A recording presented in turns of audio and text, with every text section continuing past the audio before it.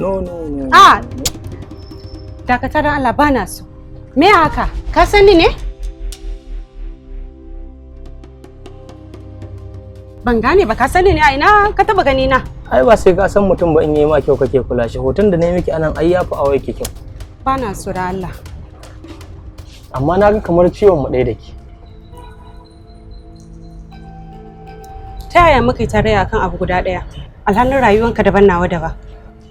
Ta yadda kika kasance ke kaɗai cikin kaɗaici, ni ma na kasance ni kaɗai cikin maradi. Kana da falsafa. Halin kwas ɗin ka karanta. No, kawai dai na san da cewa mutane biyu wanda suke damuwa iri ɗaya suna zama ne guri ɗaya domin magance wannan matsalar.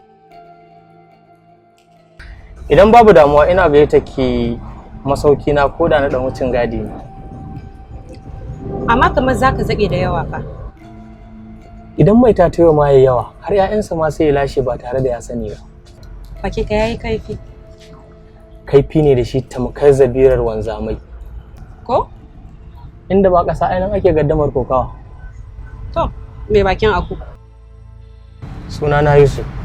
Duk da ban nemi sunanki ba amma da Allah ki faɗa min ko ni ma na samu damar ramawa.